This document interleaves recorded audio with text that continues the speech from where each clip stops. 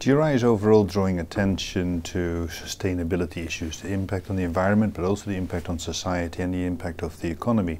It's therefore adding a whole new dimension to the need for transparency by companies. And by being the leading global standard for this matter, it is generally spreading this awareness and also the interest both on the reporter side, company side, as well as on the users of information. Within that, climate change is at the moment very much the issue that's drawing attention.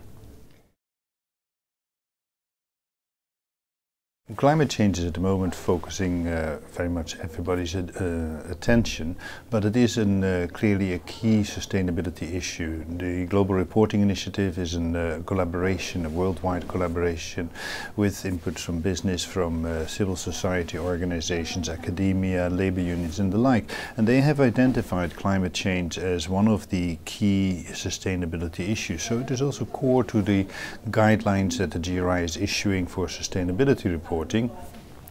In the environmental area, first of all, it offers measures, indicators for greenhouse gas emissions. It's referring to the specific world standards, the GHG register, the Carbon Disclosure Project, and it is linking these to other sustainability issues. Now, whereas greenhouse gas emissions and their effect on climate change are often what first comes to people's mind, the guidelines also guide reporting organizations to the other related issues, both in the environmental dimension as well as on the social and economic dimension. I think that our understanding of climate change is still evolving. Therefore, nobody can write the last chapter on reporting indicators for climate change at this moment. What we are aiming to do, together with other organizations as the ones that I mentioned already in the other norms, is to all the time translate the best thinking and the best collective understanding to the reporting organizations and the users of these reports. So we need to advance over time. There are many, and that is because the GRI guidelines are comprehensive.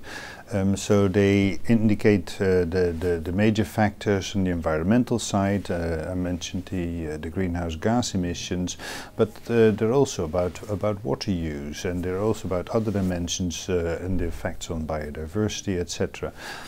Plus that we go on into the guidelines go on into the social dimension. Now, if we look at various issues today that are drawing people's attention, such as rising food prices, that too is not unrelated to climate change, because one of the major factors in climate change is the changing availability of water that has effect on crops.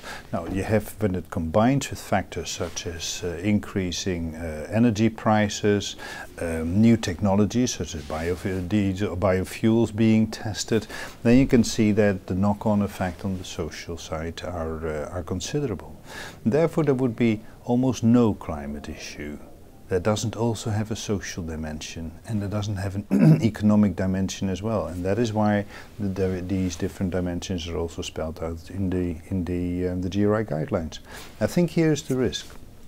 If you report too narrowly on climate change and you're only on the emission side, for example, that you miss very important dimensions.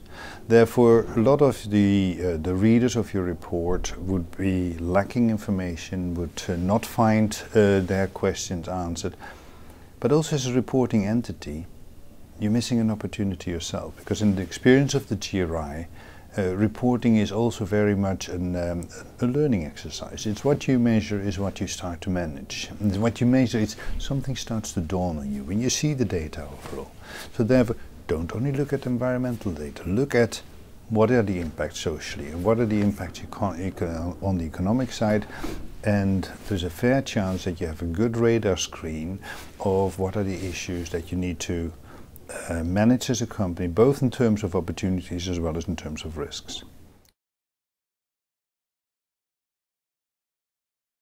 changes in technology, looking for efficiencies, and basically talk to the different stakeholders. So if I, from the GRI perspective, would take the angle of reporting, reporting can really be a very good radar screen. So as leading organizations, don't think that you have, and most leading organizations, all leading organizations don't have that. You don't have the monopoly on all wisdom. You need to know, you need to find out through dialogue with your stakeholders on how they are affected by the environmental and the social and the economic impact on the way you do produce of your products and of your services. And by dialoguing, you get pointers to the opportunities and on the risks. I think that there's still so much to be found out, really, on first of all, what are the full dimensions of climate change. There's a lot of speculation, and we will be finding out more. Science will also further advance in this area. So that's where we would get the indicators, really, on what is possible. What the GRI will be doing is following this debate, but all the time being the platform where interested parties from business, from the investment world, from civil society, from regulators, from all sides can come together to have this discussion about, with all of these developments and all of this complexity, what are the core meaningful indicators which would help us to understand one another when we are talking about impacts and about results.